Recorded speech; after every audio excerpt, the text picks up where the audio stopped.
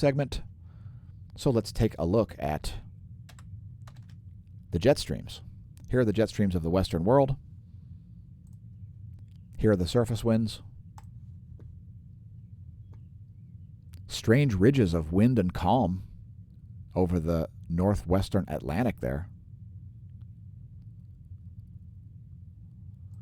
And here is the surface wind scenario for the eastern world. Next, here's the jet stream of the east. Continuing on, we saw some powerful thunderstorms here south of Houston. And if you follow me on Twitter, twitter.com/smAsho, you may have already noticed. It looks like that's all subsided here. We're on lightningmaps.org, a real-time lightning map. It's where I go when I hear thunder, and it looks like things have calmed down here. Those thunderstorms look like they have subsided. Let me press refresh to make sure that's correct, because that seems kind of strange. It was very active when we did show prep. And it looks like it's having trouble connecting here. There we go.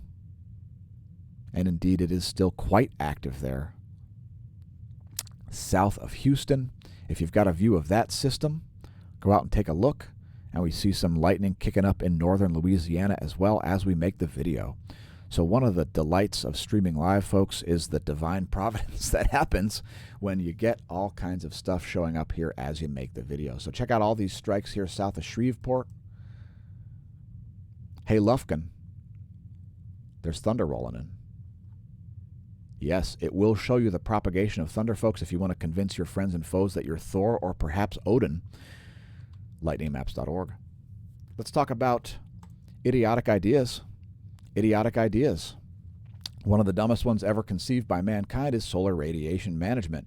Whether it's spraying soot on the poles to attempt to melt the ice caps in the 1970s, or whether it's spraying giant mirrors of tiny particles into the stratosphere to reflect solar radiation back into space, these are moronic ideas. Mankind is incapable of controlling the climate. We don't have the technology to do it. We don't have the materials to do it. We don't have the planes to make. I love the way they show a plane here also. It's absolutely brilliant. Well done, phys.org's Earth section. And if you want to read a variety of different charticles, check out phys.org's Earth section, Geoengineering, Plan B for the planet. So when we're talking about idiotic ideas, the two of the dumbest ones that I can think of are carbon dioxide sequestration, because of the completely unfounded belief and concept that carbon dioxide is the climate control knob. What a bunch of nonsense. Only a climate knob would think that carbon dioxide is a climate control knob. The climate controls the amount of carbon dioxide. The amount of carbon dioxide does not control the climate. A very important distinction for idiotic people to understand. Carbon dioxide's not in charge of the climate, folks. And you have to have about 18 different false premises in order to do any of this nonsense. What a ridiculous, nonsensical, and stupid idea. Solar radiation management and carbon sequestration, two of the most moronic things of the past few years. Here's another alarmist article. The Arctic's greening, but it won't save us. Now, people don't understand the most basic physics of the atmosphere or the climate or the chemical structure of the atmosphere. And don't tell me to trust experts. I've been studying this stuff since the late 1980s. In 8th grade earth science class, I remember telling my parents about the North Atlantic Oscillation and saying, did you know that a warmer planet makes a colder planet because it injects fresh water into the North Atlantic Oscillation? Let's talk about how little people know about plants.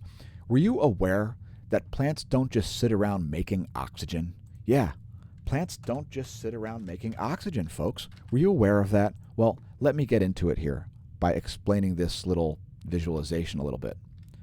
Plants don't just make oxygen, folks. They make oxygen during photosynthesis. And what happens after that?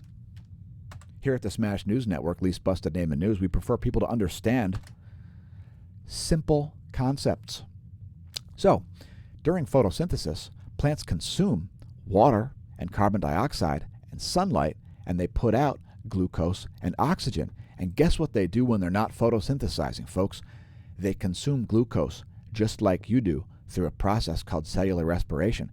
And guess what the byproducts of the cellular respiration are? Carbon dioxide and water. As only things like large trees have a negative carbon footprint, most plants are unable to sequester large amounts of carbon dioxide. The concept that they do is also idiotic, almost as idiotic as the concept that carbon dioxide is in charge of the climate. Speaking of the climate, there's snow all over the place, and the Northern Hemisphere has seen 4 winters of historic levels of snowfall. By the way, snowfall is how glaciation begins during periods of global glaciation. And periods of global glaciation are civilization-ending events.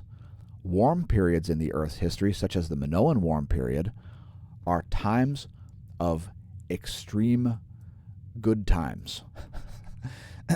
Times of plenty are times when the planet is warmer.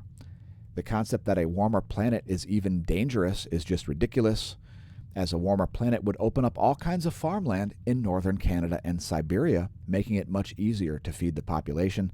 And look for stories coming soon about how Greenland is melting. And look how melted Greenland is. Oh my God, look how green it is. There's only 185.2 inches of snow there. So we'll keep covering this all summer long to show you how Greenland isn't melting at all. And I'll just leave that there. I'll just put a pin in that until a later time and continue on with the meteorology segment. Next thing we'll look at here at the Smash News Network, least busted name of news, is the U.S. Doppler radar map. We've got quite a bit of rain here, quite a lot over Texas, and some severe storms there, lots of areas of scattered, concentrated storms there over Texas. The strongest ones are in the eastern portion, now moving very slowly into Louisiana, and the system is stagnating, just as I forecasted it would yesterday. So here you can see these systems, these cloud areas are not moving very quickly at all, and it all has to do with this dry air just hanging out. The jet stream is way up here, and it's not helping to push things to the east, and that's why that moisture is hanging around.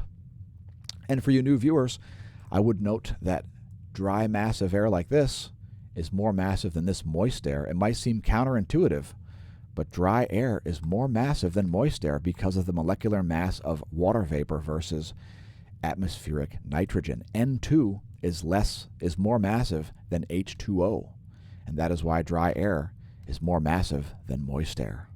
It's why your bike goes faster on a hot, humid day than on a hot, dry day. Anyway, there's the water vapor map. There's the cloud layer. There's the U.S. Doppler radar. And thanks for tuning in once again.